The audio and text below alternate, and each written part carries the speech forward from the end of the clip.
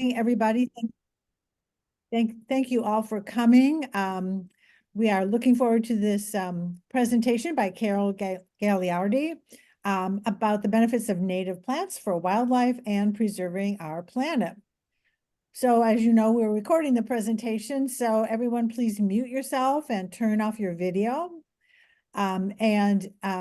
If you submitted questions in advance, we've consolidated them and sent them to Carol so she can address them. But if you have questions during the presentation, please put them in the chat and we'll ask Carol to answer them at the end. So with that, I'm going to start with my introduction of Carol. So good morning. I'm Sandra Serini-Elzer. I'm a member of the League of Women Voters of Michigan Advocacy Committee and liaison to the League's statewide environmental network, which a lot of you are a part of. And if you're not, you're welcome to join. The League of Women Voters is a nonpartisan political organization. It works to increase understanding of major public policy issues, such as the importance of preserving our natural resources and our planet. To further our education goal, we're very pleased that Carol Garliardi of Ann Arbor Wild Ones has agreed to spend some time with us today. She's going to be talking about the benefits of native plantings and how we can be inspired to garden for habitat, wildlife, and preserving our planet. Carol is an artist with the Bachelor of Fine Arts from the University of Michigan. She's a musician, a gardener, and a master naturalist. And she plays the cello. So after spending years restoring her 1860s farmhouse, Carol turned to restoring the landscape. And as Carol has learned more about plants and ecosystems, she's become more concerned with our planet and the degradation of our environment. So Carol has come to realize that we all need to plant with concern for biodiversity to protect our environment. So with that, I am pleased to turn the program over to Carol. Carol? All right, thank you. First, let me say it's an honor to be here today. And I believe the most important thing we can do as citizens in this country is to vote and to support free and fair, accessible elections. So thank you for everyone, what you do. And the second most important thing is to plant native plants. So in our local landscape. So first of all, I'm going to talk a little doom and gloom, and then we'll quickly move on and how we can all help to repair our world. And then I'm going to show you a little of my journey and how I am working to get there. So this first slide is from my garden, but I'm going to move on here. Okay. So as we know, humans are destroying the planet. That's us. And we are in a dire state. So since the Industrial Revolution, humans have generated trillions of tons of CO2. Carbon dioxide in the atmosphere warms the planet, causing climate change. Human activities have raised the atmosphere's carbon dioxide content by 50% in the last 200 years. So we all know that. Every year, 27 million acres of forest are being cut down, and 137 different species of plants, animals, and birds are lost every single day. 96% of the massive mammals on the land is us and our domesticated livestock. That's only 4% of everything else, including elephants, pandas, everything. We've fragmented the US with over 4 million miles of roads, and we've sprawled out into the landscape. So since Columbus, we've introduced more than 30,000 species of plants from other continents, many of which are considered invasive. So an invasive plant is an exotic species that alters the landscape to suit its own needs to the detriment of others, often creating a monoculture. So not every plant that's been introduced is invasive, but just some, but a lot of them. There has been a 30% drop in bird population since 1970. 70% of all birds on Earth are just domesticated poultry, chicken that we eat. So this is 1 in 4 birds are gone, have disappeared. This is just makes my heart sad. Global wildlife populations have declined 69% since just 1970. This is just incredibly frightening. So, what wildlife and humans need? Humans and wildlife need the same things. We need food and habitat, and we all need food and habitat, not just humans, but the bees and the birds and everything. And as humans expand, the rest of the creatures disappear. So this includes insects. Insects support the world's food supply and are the main source of food for birds. 87% of the world's flowering plants, including all of our food crops, need insects to reproduce. But over the last 40 years, the insect population has declined by 45%. That's shocking. And why is this so scary? It's because we need insects for birds. Caterpillars are an essential food source for everything. So for the chickadee, it takes at least 6,000 caterpillars to rear one clutch of young. I had no idea when I heard this statistic. Now, I got a lot of this information from Doug Tallamy, and I highly recommend you look at his presentations and books, Nature's Best Hope. He's an entomologist at the University of Delaware, and he's on a mission to make the world know 96% of songbirds have young that only eat insects. And 90% of those insects only feed on native plants. So that's why native plants are so critical. So yes, he gives a great presentation, and some of my slides are taken from him. I met him in October, and he was happy to, he's happy to let anybody use his information. And so I am, and the whole chickadee thing is what got me going when I found out they need 6,000 caterpillars to have a nest. I thought, oh my gosh, I got to provide some caterpillars for these guys. So what is a native plant? Okay, a native plant is a plant that was found in this country before European settlement. Those are considered native plants. A plant that is part of the balance of nature, and it's developed over thousands of years in a particular region or ecosystem. So why it's important is because the wildlife has co-evolved with these plants. So we can't tell a chickadee to eat the berries on a Eurasian honeysuckle. They just haven't evolved to know how to do that. They have evolved with the plants that were here 200-300 years ago, or thousands of years, thousands and thousands and thousands of years ago. That's what they know. And we can't change that fast enough. And so we have to start replanting what they need so that we can have a biodiverse planet instead of just humans. So where do we get these caterpillars? Where do we get the insects? Native plants. So oak trees are essential. Oak trees support over 550 species of caterpillars. A ginkgo tree, maybe 5, if any. So it's critical to have oak trees. So if you do nothing else, go plant an oak tree. Yes, caterpillars are insects. Other trees that are native to Michigan, black cherry.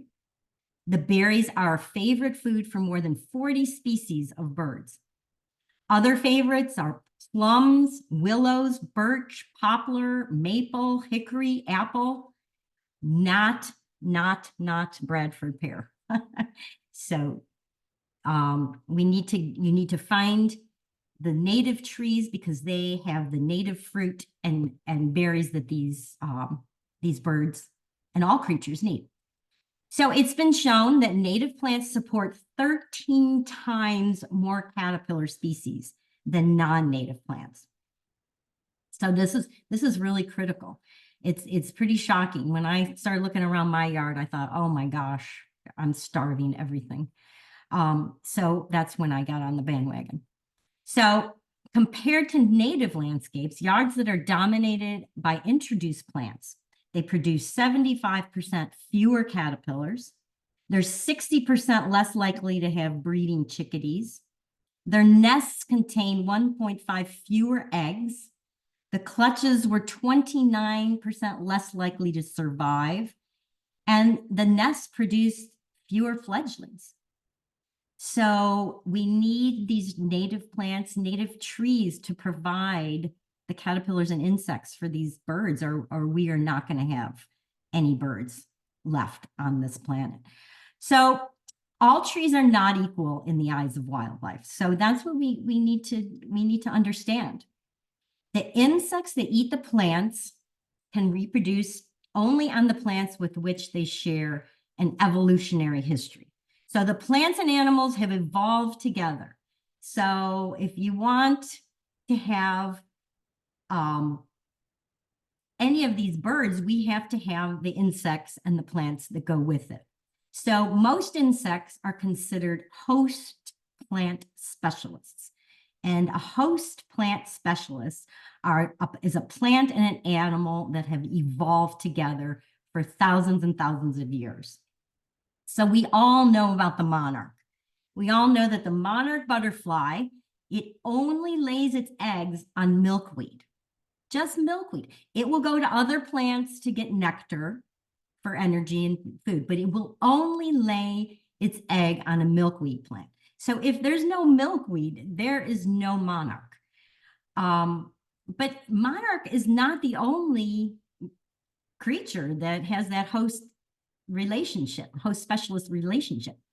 So, for example, a native eastern tiger swallowtail, that needs a native cherry tree or a tulip tree or an American basswood. Those are the host plants for the eastern tiger swallowtail. So to get a swallowtail, you need to have a cherry tree or a tulip tree or a bass tree. But there are thousands of other host plant specialists. So a host plant for the pipe vine swallowtail is a pipe vine. Here it is sitting on a button bush, which will give it food, nectar, pollen, but it needs a pipe vine to lay its eggs on. So you would have to plant a pipe vine. If you want a pipe vine swallowtail, you need to plant a pipe vine. A host plant for the zebra swallowtail butterfly is the pawpaw. Pawpaw is a native Michigan plant. So you want a zebra swallowtail, you need to plant a pawpaw. The Baltimore checker spot needs turtlehead. So the white turtlehead contains chemicals called, and I don't know if I can say this right, iridoid glycosides. So when the checker spot feeds on this plant, they become bad tasting to the birds. So as the habitat shrinks, the Baltimore checker spot has to expand its host plant preferences.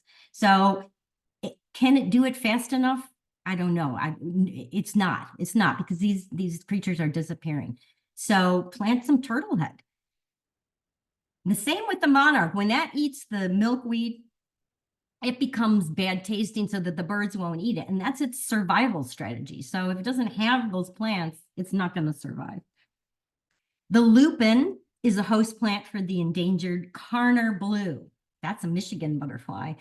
It's also the host plant for the eastern-tailed blue, the frosted elfin, wild indigo, the dusty wind. So it's a beautiful plant, and it's needed by these creatures. That's one of the reasons the Carner blue is disappearing. So at the time of doing this, it's listed under the Endangered Species Act. And it's the most important factor is the decline, excuse me, of habitat and the plants. Excuse me. The marsh phlox is the host plant for the very rare phlox moth. So it's just a beautiful, beautiful moth. And yes, moths are good. Here's a common buckeye, and that needs petunia, a wild petunia plant. Wild petunia is very easy to grow. It says it like sand, but I've grown it in pretty much anything, and it's very easy and it'll spread. So plant wild petunia, and it only grows to about a foot, so it's kind of nice. It's well behaved. A hackberry emperor needs a hackberry tree.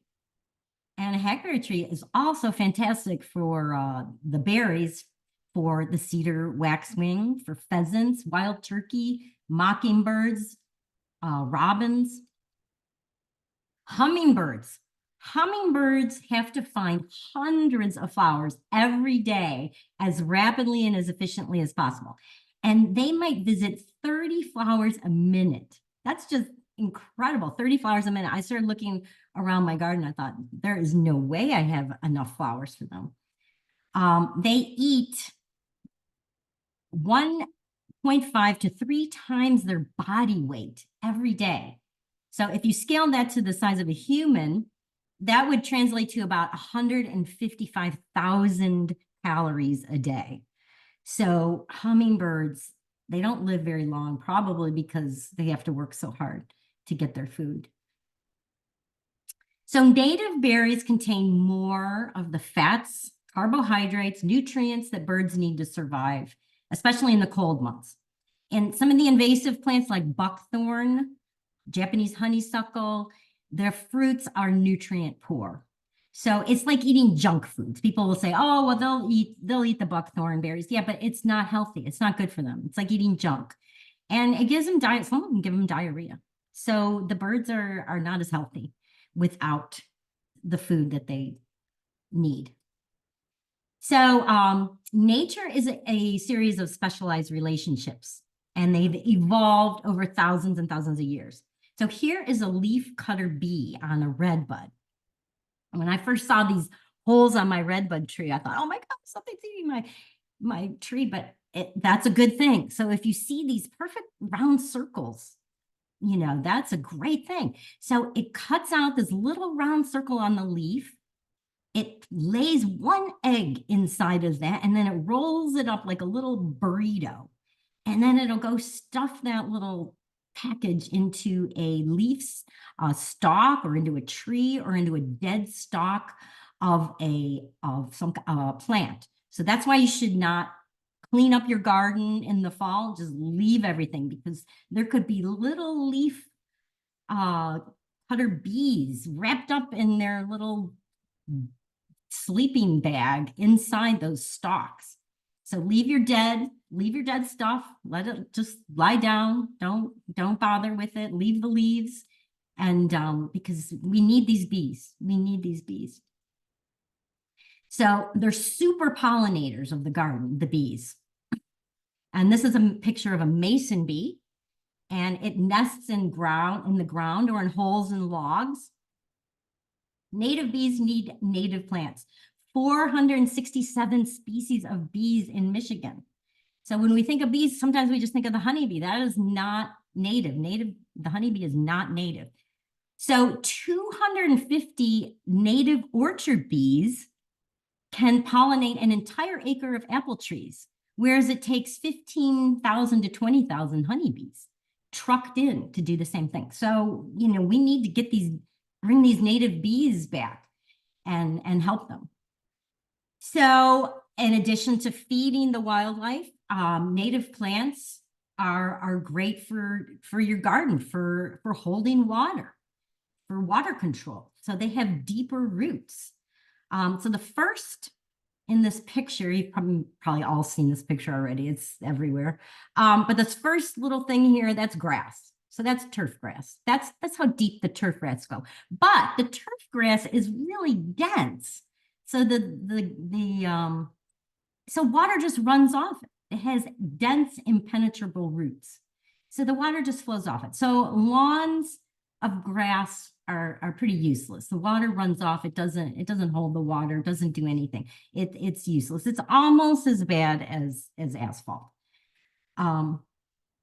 So how can we help? So we have to start by being ambassadors for a world that can't speak. So in this picture, these are all native plants. They're beautiful. They're just beautiful. We need to plant more of them. So start by planting native plants and put up some signs. We can all do it. It's easy to do. So native plants are the foundation of ecosystems. They provide the ecosystem services and that is necessary for life. Our landscapes need to provide food, cover, shelter. They need to thrive without dependence on resource-consuming maintenance like leaf blowers and lawn mowers.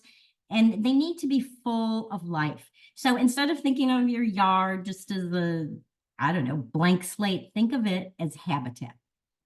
Think of yourself as an ambassador for all that wildlife. And think we have to kind of rethink what we think of as pretty. I mean, some people think that a perfect lawn is pretty, but we have to kind of come up with change our ethics about what pretty is and include the wildlife that goes with it. Now, Doug Tallamy has written this fabulous book, Nature's Best Hope. And his whole idea is that he wants to start a movement. And the movement is the Homegrown National Park. So you can get on this website and you can commit to turning some of your turf grass or your property into native plants. And I just think it's a fantastic idea. So there are an estimated 40 million acres of lawn nationwide. That's as much lawn as in all of these national parks. So Adirondacks, Yellowstone, Yosemite, Tetons, Canyon, Mount Rainier, North Cascades, Badlands, Olympic, Sequoia, Grand Canyon, Denali, Great Smoky Mountains. We have the same amount of lawn that's doing absolutely nothing as these national parks that we love. So why not create little mini national parks on our property? So this is a great analogy, and this is in his book. And he compares the ecosystem to a Persian rug. So a Persian rug is just beautiful. Here we have a rug, and it works perfectly when it's a nice, beautiful rug all put together. But, you cut that rug up into little pieces, and it doesn't really work as a rug anymore. And that's what we've done to our landscape. We've fragmented our landscape like a cut up rug. So this is what our landscape looks like now.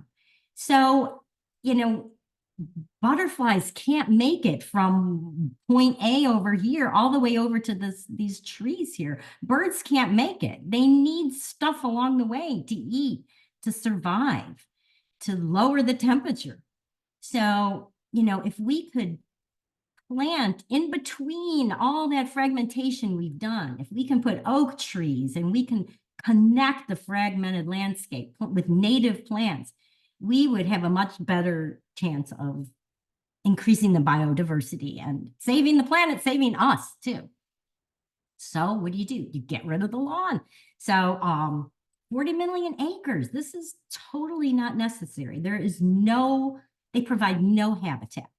So, and they consume, people dump pesticides on them, which cause cancer. They kill the bees. So I hope your lawn doesn't look like this. But if it does, you have a lot of potential. You got a lot that you can do, potential for good here. So wouldn't this be better if that was your lawn? Think of all the life that is in that lawn right there. Just gorgeous. You wouldn't have to mow it. You don't have to do anything, and you can bring birds, bees, all sorts of creatures, insects back. So once it's established, it's maintenance free. And there's no pesticides or water used. So 20 trillion gallons of water is used to irrigate lawns in this country. I mean, that's shocking. And it provides zero ecological value. So here we have a bunch of plants in front of this. I don't know where it is. So, because none of these plants are native in Michigan. The boxwood's native to Southern Europe. Northern Africa, Western Asia. We can do better than that. So you have the power to fix that. So where do you start? Well, start with native plants. Now, native plants are always better, but not all native plants are equal. Some provide more eco services than others, like the oak tree is the best tree you can plant. The milkweed, goldenrod is an amazing plant, and there are probably a dozen at least different kinds of goldenrod. So don't think that I'm telling you to plant Canada goldenrod, because that's very aggressive. But there are a lot of other goldenrods. You can go to the National Wildlife Federation website, and you type in your zip code, and you can find out all different kinds of native plants for your ecoregion. And I gave a handout to Sandra, and she's going to forward that to you with a lot of these websites that you can go to. So how do you get started? Okay, kill your grass. So there's a couple ways to kill your grass. I took this picture from Benjamin Voigt. He's a landscaper and author. It's written many books, and a native plant specialist. So this is how he does it. He just sprays it with probably glyphosate, and then waits a few weeks, maybe only 3 weeks, and then puts plugs, which are small plants, right into the dead grass, and plant as close together as you can afford. And then mulch with straw, wood chips, and you don't have to keep mulching. Once those plants take over, it'll spread and fill in. And here is, here's what it looked like just, a few months later. I mean, isn't it gorgeous? Gorgeous, with the butterfly on the milkweed and the wild grasses, probably some blue stem in there. So you need to think what's beautiful. I think this is beautiful. Here's a yard that was just all grass, and killed the grass, put the plugs in right into the dead grass, put the mulch down, and 16 months later, I mean, just gorgeous. Think of the life that's in there. So if our landscapes all look the same, I think this is a great quote from Benjamin Voigt. He, in his book, The New Garden Ethic. If our landscapes all look the same from state to state and country to country, and we all use the same plants in the same ways, we lose our sense of self and place. Native plant gardens bring the places we escape to on weekends and vacations into every moment, rooting us into community. So I just think that's a great way to put it. Why not have your vacation spot right at your house with native Michigan plants? That we should be proud of all of the Michigan plants that can be grown. And we should know where we are when we step off. If a spaceship landed on our lawn, it would be great to know, gee, these are Michigan plants. I'm in Michigan. So here's a picture of a yard at the top here. I mean, that could be anywhere. That could be anywhere in the country. But you put native plants, and California native plants. Now it looks like California. So we can do that on our lawns, and it's so beautiful. And it shouts California with all those native plants, and we can do that here in Michigan. So here is probably, I don't know, a Michigan house with, who knows what is in there, but it doesn't look very great. But after, with all these native plants, that is just filled with life. And we know that's not California because it's so green and lush. And we know that that's either the Midwest or maybe out east. So that's what we need to do. But we need to also layer the plants. So you can't just put a couple plants in and think, okay, that's going to look like that. You really have to, you got to cram the plants in. So the first layer, ground cover layer, then maybe some taller layers, then maybe the trees or the really tall plants. But the layering is really important. And when you layer, make sure that, you're not leaving out the tree area. You can plant under trees. So it's really important. So when those caterpillars fall to the ground, if they fall underneath grass, they're going to die. They can't survive. But if they fall into like a bed of leaves, or look at these beautiful, under here, we have trillium, foam flower, just gorgeous ground covers, sedges on the ground. And that's so much more beautiful and useful to have under a tree. So layering is crucial. A bird can hide in there, creatures, maybe some salamanders. I mean, if a lawn, nothing can hide in a lawn. And it can find food and shelter, place for its nests. So it's critical for wildlife. So layering is really important. And yes, you can plant under trees. So this is a garden that just got started. It's start of a shade garden. There's lots of sedges that somebody has planted here. And then they've put this pathway in. So this was all just nothing before. And they've created this beautiful pathway to a nice garden using low growing sedges. So instead of thinking of your landscape as being dominated by grass and putting in a couple small beds, think the opposite. Think of putting in all native plants and then just put a path through it.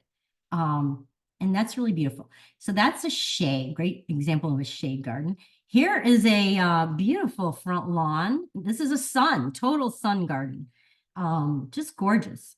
And this is very dramatic looking. There's rattlesnake master, boneset in there, milkweed. So you need to think of your garden as a habitat and support the complex food web, caterpillars, insects, berries, support a diverse community of pollinators, and it helps to manage the watershed, captures carbon. That should be our responsibility of a gardener. So we need to think about what you can do for the planet, not what the opposite. So think of your garden as a habitat. And last but not least, don't use pesticides. No pesticides. No pesticides. Can't say that enough. Just kills bees, everything. And you could join the wild ones and join a chapter. There are chapters all over the country. Lots of information, people to connect with, you get ideas and support, how to create. So it's a great place to learn. So that is kind of my intro. And now I'm going to show you some of my garden and all the wrong things I've done and how I'm redoing. And it's been a journey. So my garden here, this is a picture of Culver's root and some purple coneflower. And so I'm here to tell you that no experience is necessary. I have a BFA. I'm a retired graphic designer, and I'm here to say you don't need experience. You don't need a botany degree. Anybody can plant plants. You kill what's there and you stick plants in the ground. You do have to, kind of tend to them for a while, but you don't. I used to love, and I still do, love drawing, painting, and I would just always enjoy drawing and painting wildlife. I'm also a quilter. All of my quilts involve flowers and nature themes. And after I filled up all my walls and I've covered everything with all these nature things, I thought, wow, I need to get out and see some real nature. This is crazy. So my education started when I got outside. I called after my kids were grown and older, and I called Mathi Botanical Gardens and I said, are there any hiking groups? Because I didn't want to go out by myself. And they said, no, but you can contact this woman, Ellen Weatherby. She takes people out on walks and hikes and talks about plants. I thought, well, that sounds cool. So it turned out they really didn't hike. They just like stopped every few feet and would drop down and take pictures of plants and talk about it.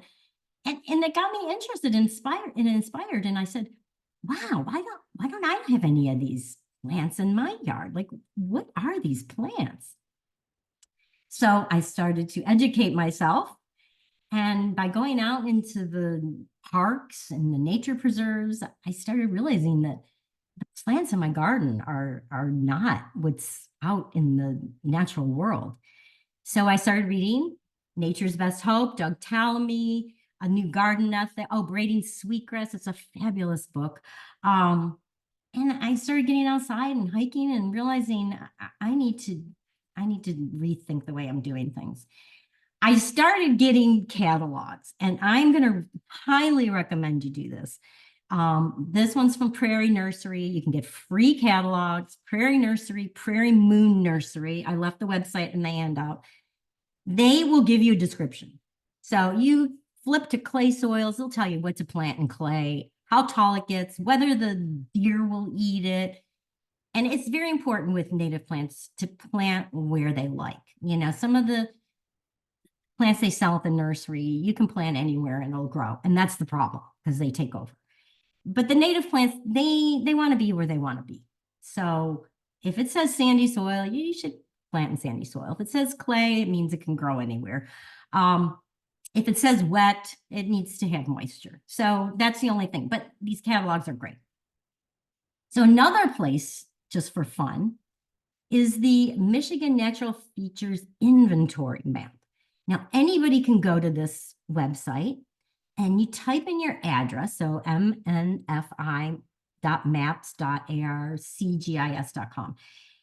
And back in 1800, the entire state of Michigan was surveyed. Pretty incredible. No other state did that. And you can find out what was on your property in 1800. So I went and I typed mine in, and mine, I live on Park Road there, and it was an oak hickory forest. Couldn't believe, wow, oak hickory forest. So that was really cool. I think you can all check that out. You'll be fascinating to see what we've done. So then, not even 65 years later, this is my house. Okay, so this used to be an oak hickory forest. I mean, there is not a single oak or hickory left there. So that was kind of, I teased my husband. I said, oh, that's you on the horse there. Then we found this picture in 1930. Oh my gosh, what is that? I mean, what have we done to the land? Oh, and here it is when we bought it. So 1991, and tore up the whole lawn, putting in a city water and sewer. And then what did the first thing I do? I thought, oh, I'm going to replant the lawn. Now that was crazy. I seeded it. I was so proud. I did it all myself. And then there it is. Boom. That is the worst thing you could ever do. And now I'm embarrassed and I'm undoing it all. So I got up, best Mother's Day ever. I got a chainsaw from battery operated chainsaw, and I got my trowel, and I'm getting rid of. So this is several years ago, I started my journey, and I'm undoing everything. Got my husband off the horse, put him in the yard, put a deer fence around the back. The front is not fenced in, but the back is. And then I went like a crazy person and started buying plants. And now I'm doing seeding, winter sowing. So Seeds to Community, sponsored by Wild Ones. I learned how you can just put seeds in jugs, leave them out over the winter because a lot of seeds need to be stratified, winter stratified, and growing my own plants now. So here is the picture of everything not to do. Don't put the wood chips around the tree. Don't plant the lawn, too much lawn, no native plants. But I'm undoing. So I'm starting to kill. Here's the start of it, killed the lawn, starting to undo the damage. I sprayed herbicide here, and I started with a small patch, and I'm just working my way up the lawn. So I do not recommend seeding unless you hire somebody, because you have to kill, then wait to see what comes up, then kill again, wait to see what comes up, and then kill again, because the seed bed is filled with weeds. So I tried that, and mainly weeds came up, and I didn't know the difference between weeds and not weeds. So, but here, bergamot, monarda, black-eyed Susan, mountain mint, penstemon, it's just beautiful. And this is what it looks like now. I'm continuing to move up the lawn, getting rid of it. The ground cover is cinquefoil, which is a really cool, beautiful ground cover. And remember that tree that I showed you in the other picture, well, look how big it got. And that's a Bradford pear. So I had to have that removed because that provides zero habitat for anything. No caterpillars, no berries, nothing. And it spreads. So, but I had to hire somebody to do that because it got so big. And it took them an entire day to get the Bradford pear. It's also called calorie pear. And then I replaced it with a chinkapin oak. But unfortunately, my chinkapin died because I planted it in the wrong spot. It's very wet down there. But I have since replaced it with a swamp oak, and it's doing beautifully. So I'm happy to say I got my oak. So choose your trees wisely, but just keep going as you learn. I just got to say that over and over again. Here's the ground cover. Put this ground cover down, my layering. This is common cinquefoil, Potentilla simplex. And just plant. It's fun. It's really fun. Asters, 2 different kinds of asters. You can see the bees on them. Here's goldenrod, mountain mint. The deer will not eat mountain mint. The deer will not eat wild bergamot. They won't eat goldenrod. It's anything that's stinky, the mints, they won't eat. Anything has a smell. So, oh, here was the front of my yard before. I mean, I thought this looked okay. Well, I don't know what I was thinking. Now I look back, I think, wow, that's stupid. That's Canis. Somebody gave me some tubers. I thought, oh, cool, I'll plant those, but they were free. But now I have all different plants in there. Camesa, wild hyacinth, prairie smoke, Canada anemone. And I still have peonies because I love peonies. So I'm not going to give up my peonies. But Doug Tellamy says 75% should be native. So that leaves room for some others. I love the quote, it's not about tossing things out. It's about letting things in. So I'm adding. Here's some mist flower, which I've replaced, brown-eyed Susans. And look, butterfly planted, they will come. The canis are gone. So what I do, another way, instead of using herbicide, if you're opposed to that, you can lay down all those Amazon boxes that you have in your garage. And, but it takes longer. Leave them down. Then you got to mulch them highly. Wait for the cardboard to soften and the weeds underneath to die back. And so that's several months. You need to leave at least 3 months. And then you can plant into that. So leave a nice edging and people, won't question it. And plants maybe lower growing things in the front, like sedges, violets, prairie smoke, blue-eyed grass. That's what I've got growing along here. Short plants look better in the front, more neat. And I'm planting more shrubs because they take up more space. So here I've got musclewood and ironwood, which is hornbeam, also called American hornbeam. Lots of shrubs going in because they produce a lot of berries and the birds love it. So going to the back, I know the deer won't eat dahlias, so I still have some dahlias, but we have this fence to keep the deer from going back there. And there's a persicaria growing right here, just seeded itself, and I thought it was kind of cool, so I left it. That's a native plant. And the bees do like the dahlias, the single ones with the open pollen there. Along the fence, I planted some American wisteria before I knew that it's really more native to the eastern and southern US. Haven't gotten rid of that yet. It's beautiful, so that'll be last to go. But it's still native to the United States. Major Wheeler honeysuckle, the hummingbirds do like that. So in the back was all cement when we moved in. We hauled all that out, and then I just started planting without knowing. I'd go to Meijer on grocery shopping trips and buy whatever was on sale. And so most of these are not native, but now I know better. And I'm planting, replacing bee balm, coneflowers. I had planted this yucca. I thought that was really cool looking, but I'm getting rid of that because looks very foreign in Michigan, and replacing with wild petunia, bee balm, brown-eyed Susan, false sunflower. So many beautiful plants that the birds and bees love. And this is really easy to grow, the bee balm, the monarda, and the hummingbirds love it, love it. Cone flowers, there's even some fleabane in there. Yes, that is native. And they're just as beautiful as any exotic plant. And ground cover, just make sure you get that ground cover in, because then the weeds won't go down in there. And this is not all native because I didn't kill everything first. I'm kind of redoing. Here's wild, this is thyme.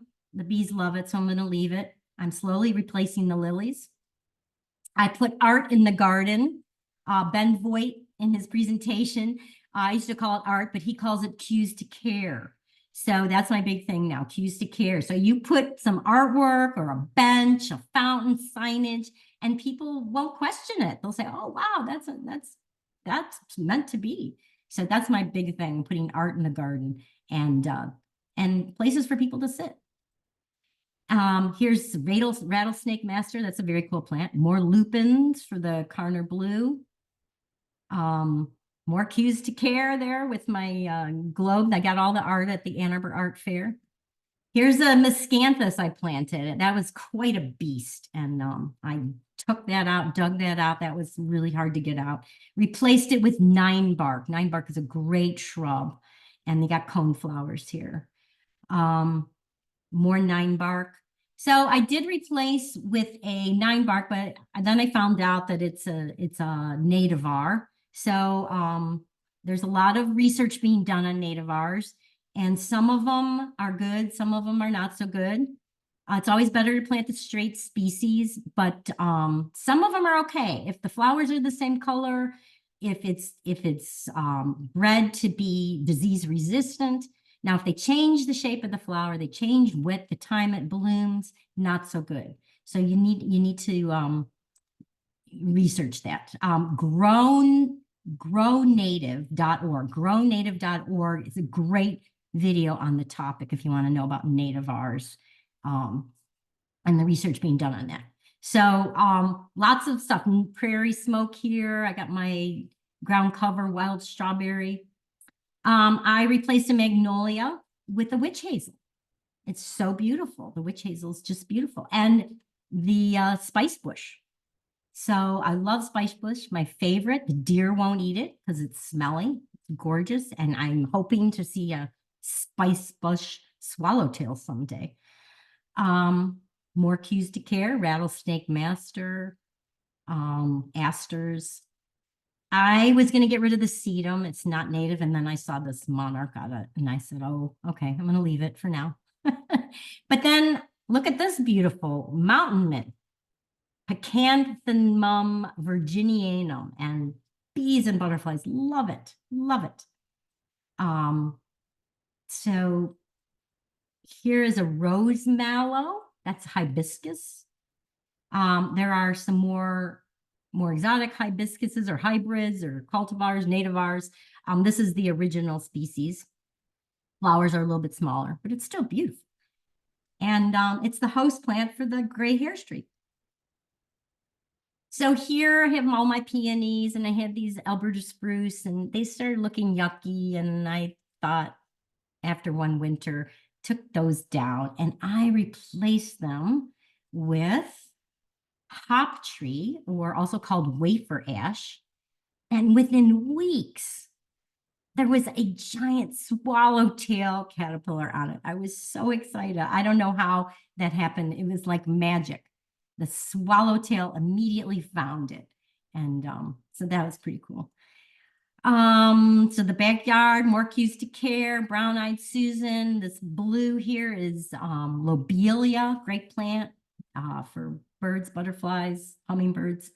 I'm really into recycling, so I won't let my husband throw anything out. So this is a swing set that I repurposed into a sculpture stand. The entire swing set is in that stand there. So I don't throw anything out. Here's more art in the garden. As you can see in the back is a spirea. That's not native. So I replaced that with one of my favorite shrubs is a New Jersey tea. It's just beautiful. And it grows in really crappy soil. It's like practically in the gravel there. And it's covered with bees and butterflies. So that's a great plant, one of my favorites. I'm still working on getting rid of the daylilies. But some of them are beautiful, so they'll grow anywhere. They're really hard to kill and get rid of. But as budget allows, I'm replacing. I replaced some with a bottle gentian, rudbeckia, and they're just as beautiful. Here's hyssop, mountain mint, blue stem goldenrod, just really beautiful plants. So you're not giving anything up by planting natives. You're gaining so much. Here's a gorgeous combination of Ansonia in the fall and asters. Beautiful combination. Fountain, another cue to care. Fountains with lobelia growing there. Lobelia cardinalis. Hummingbirds love. It's a magnet. So I ordered the fountain online, dug a hole, put it in. It was not hard. Here, during the pandemic, or right when it started, I thought, oh, I'm going to dig up all this vinca. And when I'm done, the pandemic will be over. And that didn't happen. But something really exciting happened. And I got lucky. And in the seed bed, after I dug all this up, in the seed bed was all this aster and these aster seeds, and they all came up. So I didn't plant any of that. So that was lucky. I got lucky on that one. Here's a gorgeous weeping crab. Now the weeping crab is not native, but crabs are native, and they produce a lot of berries the birds love. So that's going to stay. But underneath it, this is horrible stuff. I never planted it. Evil Houtinia cordata, chameleon plant, just awful. I'm digging that out and trying to kill it, and I'm replacing it with ephemerals. And I noticed one of the questions was, can you dig up ephemerals in the woodland? And no, just no. Please don't dig anything up in the woods. There are places that sell ephemerals. Buy them from a reputable place. And because a lot of times when you transplant from the wild, it'll die anyway. Most of the time it'll die. So please don't dig anything up from the wild. Here is more cardinalis, lobelia cardinalis, and some woodland sunflowers, Helianthus divaricatus. And that's the host plant for the silvery checker spot.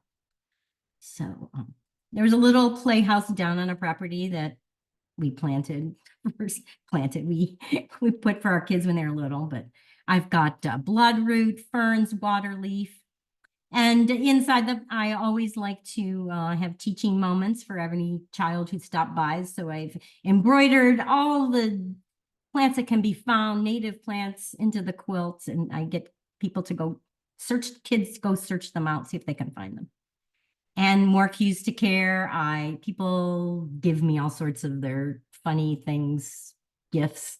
This was a trumpet. My son used to play the trumpet, so they thought I think it's kind of tacky, but you put it in with the jewel weed and it really looks kind of fun. The back of the property is a creek, Honey Creek, and it used to be all ditch lilies back there. I dug those out, put ferns in because that's on the other side of the fence, and the deer will not eat fern, so that's a great plant. I don't think they'll eat mayapple either.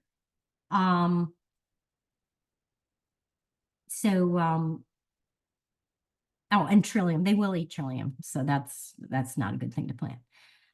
Here is a smoke tree that was on the property for like 100 years.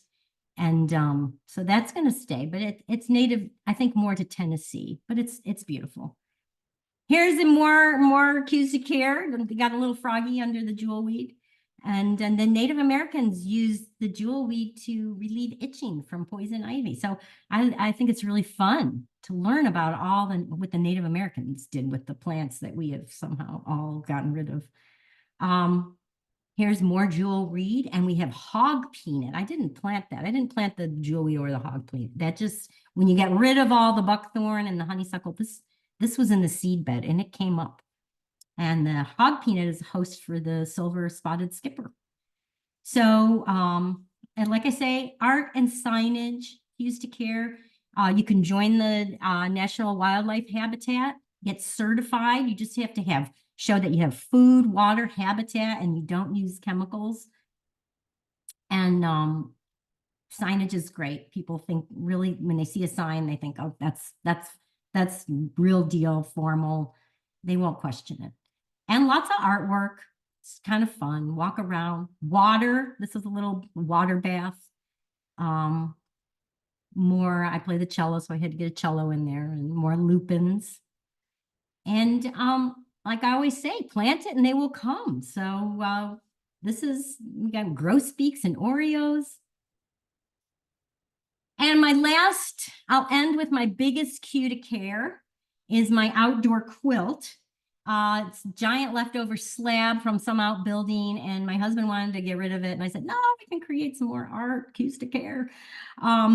And so I made a quilt out of it, and I got slate and stones, and here it is in the works, and finally finishing it. And there it is in the backyard. And that used to be some kind of outbuilding. I don't know, back 75 years ago. My project now is to get rid of all of this Archangel Lamium and put some natives in there. So that's what I will be doing this year. So that's the end of my presentation. I want to encourage you. I became a master naturalist through the Michigan State Extension last year and 2 years ago, and you can all do it. It's open to the public. Just apply to get in the program. Fabulous program. You learn all about wildlife, everything from frogs, snakes, geology, vernal pools, native plants, birds. So it's all connected. It's all connected, and we are all connected. So I encourage you and hope you're motivated to get out there and plant. And as I say always, plant like the planet depends on it, because it does. And it's fun, it's rewarding, and I hope you get out there and get your hands dirty. So thank you. Oh, thank you so much, Carol. So we are at 12 o'clock now. We've got 2 minutes. If you want to if people can hang on a little longer, we might go until 5 after to try to get questions. The one question that seems to pop up a lot, and I know you addressed this, you want to stop sharing your screen? If you can do that, then we can kind of do the chat. Okay. Questions from the chat. One of them that I know was the deer resistant plants. I know that you have a handout that will tell us that. Is that right, Carol? You want to just and I know you So said deer resistance that's a tough question. All I can say is the smelly plants the deer won't like. The monardas, the spice bush, anything mint. If you get one of those catalogs, it'll tell you if it's deer. I mean, if the deer are starving, they'll eat anything, but they will not eat certain plants. And monarda, the bee balm, the mint, the cinquefoil, the ground cover, they won't eat that. You kind of have to experiment, but if the catalog says it's, they're deer resistant, they usually are. But there are, if they're hungry, they will eat it, but they won't eat the smelly stuff. All right, and then another couple of questions had to do with killing the grass. I know you said that you can use cardboard if you don't want to use herbicide. Glyphosate is what I also used. Yeah, a couple of questions were concerned that that might be carcinogenic or damage wildlife. Which So, one, the cardboard or the glyphosate? glyphosate. Okay, so the glyphosate, once it's dead, it really does it won't go into the soil. It doesn't go into the soil. The glyphosate does not go into the soil. So if you're just killing ones, I mean, if you're going to spray it all over your food, then, sure, it's bad. If you're going to spray it down once to kill stuff, it's fine. It doesn't linger. It's not carcinogenic. It's not really that bad. and you're putting in something good and you're not going to do it again, it's not a problem. And that I'm not just saying that me personally, all the people that put these gardens in, the professionals, that's what they use and that's what they say. So it's very effective, and to get something better, you gotta do that. And it's actually, I've heard that it's better than some people say, oh, I'm gonna use vinegar. Vinegar is actually worse. Vinegar can actually poison the soil, change the pH and make it put chemicals in. So it's actually worse than vinegar. So yeah, I mean, I don't spray it on your food garden, but kill the So, grass. another question, do you have to weed your beds? Well, some of them. The one in the front that I started from scratch and I killed everything first. If something invasive gets in there, I'll go and weed it out. But the front I kind of is left. Where I just started putting plants in with other plants, I do weed. I have to weed. But a lot of it I don't. A lot of it I just let it go. Okay. So yeah. And then, another question, this is from Elaine. I found 2 patches of the new yellow flowering invasive along the path that goes to the river trail. What can we do to keep it from spreading? Oh gosh, dig it out. Get it out. Dig All it right. out. Yeah. And do it before it goes to seed. Yeah, Okay. there's a lot of invasive. That's the hardest thing. I just went out in my garden when I got back from my trip, and there was hairy bittercress everywhere. I never had that before. Oh, and she might be she's talking about garlic mustard. That's horrible stuff. Get it and get it before it goes to seed. Just rip it out. Um, Okay. it's a big problem. All right, wonderful. Well, I think that's all the time we have for questions now. I think your handouts are going to answer a lot of them, and we will put the recording on our website. So thank you everyone for joining us, and thank you so much, Carol. This was such a beautiful presentation. Great. Go get dirty. Go get your hands dirty. All right, thanks a lot. Bye-bye. Bye.